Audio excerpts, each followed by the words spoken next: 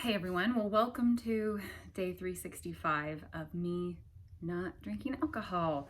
I know sometimes people learn better by videos, so I decided to talk about it a little bit here. And I wanted to give you the top 5 reasons that I decided to quit drinking 1 year ago today. All right, the first reason is mental health. So, whenever I would drink, it was always accompanied by depression or anxiety that came either that day or the next day. There was some kind of chemical reaction that I would get that put me in a really bad place mentally. And yet I continued to do it over and over and over again, knowing that it was counteracting the work of my antidepressants. And it was only setting me back further on my path to better mental health. Number 2, alcoholism and addiction runs in my family and my husband's family. My grandfather died of alcohol-related issues. I had another grandfather that was an alcoholic for many years. There's other forms of alcoholism and addiction within my family. And then on my husband's side, his mother ruined her life because of her addictions. She has a lot of mental health problems, but she was afflicted by this demon of alcoholism and drugs. And so the two of us have very, very strong components for addiction in our genetics. And that is not something that I want my kids to deal with. And the best way that I could find to prevent that from happening, or to do the most that I could to prevent that from happening to my kids, is to stop drinking myself, to not have it in our house.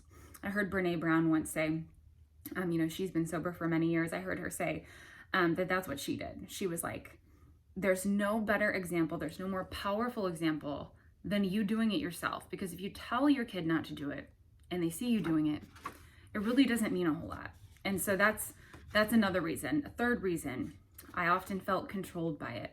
There are plenty of times when I could just have fun and it was not a big deal. But there are other times when I started to feel compelled to drink after work, after a long day, or at events and parties. Sometimes it was fine. Other times I felt like I couldn't stop, or other days there were times when I was like, man, I shouldn't drink today. But I felt so pulled by this craving that I had, almost like my body needed it. And I found out later that that's the nature of a substance like alcohol. It is an addictive substance. It's not your weakness that pulls you toward it. It's the nature of the substance. That's what it's meant to do. And so if you're drinking wine every day and then one day you don't drink it, your body is going to think it's missing something. It needs it. If you drink wine for stress and then you try to stop using wine for stress, your body will actually think that it's almost like dying because you're so used to giving it that substance. And so you have to retrain your body. And that's why those first 30 days of not drinking can be so difficult. Number 4 reason, it was hindering my relationship with God.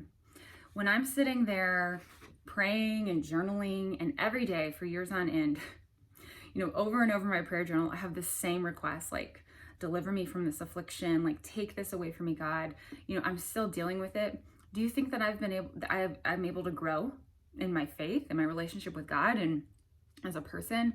No, I was stunted. I was stunted for so many years. And not saying that I made no progress, but it was very small because I would always go back. It's like planting a seed and then digging it up, and planting a seed and digging it up. And it's not that alcohol itself necessarily is the problem, because it's not a problem for every person, but it's that this was my thing. This was my thing. And I needed to give it up in order to grow as a person, and in order for God to do the work in my life that he needed to do. And it's just like you've always heard, like, sometimes it's so hard to give something up but you don't realize what is coming on the other side of that. That's so good. And I would say a year into this, that has been 100% true. I don't have those same kinds of problems that I have. I've grown immensely in my relationship with God. I can focus on that now. I don't have to feel like I'm falling down every other day, and I don't have to feel like I'm, just a big hypocrite all the time. Of course I am in some ways, everybody is. But that's 100% one of the reasons it needed to go. And I have seen a massive difference in my faith life. It's allowed me to finish my book and to just keep my eyes on some other things I want to be doing. I've been able to write so much more. And then the last reason, which this is just, it's not really the last reason, but just for the 5 for today is health. When I started looking into quitting drinking, I found This Naked Mind by Annie Grace.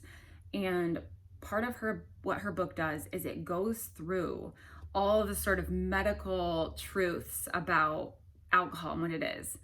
And when you start reading about that, when you start reading about what a poison it is for your body, when you start reading about how you're putting basically the same thing as gasoline in your body, you start to rethink what you're doing. It's like cigarettes they have such a stigma now.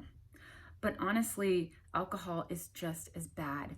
The American Cancer Society said last year for the first time, their recommended intake of alcohol is none, because alcohol is highly, highly, highly related to cancer of many kinds. And it's like you'll see people doing this holistic health thing or organic eating or going on cleanses, blah, blah, blah. And how many times do we see alcohol as an exception to that? Now, I don't think drinking a glass of wine a week is going to give you cancer. But for anybody that may have a problem like I did, it's definitely not 1 glass a week. And so that alone is a great reason to consider stopping. And I could add to this list. I could list a ton more reasons. But I will stop there. Those are 5 for me. And I will say 1 year in, life is better. I'm happier. I'm healthier. My brain is clear.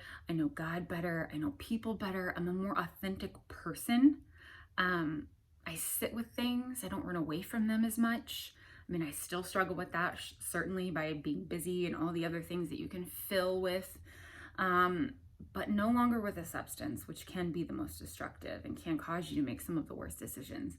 And I certainly have made some of the worst decisions under the influence of alcohol. So I will just, I guess, leave it there and just encourage anyone who is struggling to please feel free to reach out.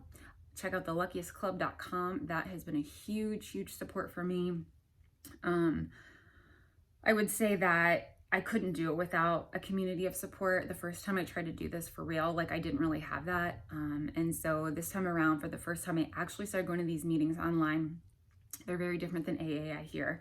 I have been to a couple AAs, but I really like the Luckiest Club better. And so check it out. Everyone's normal.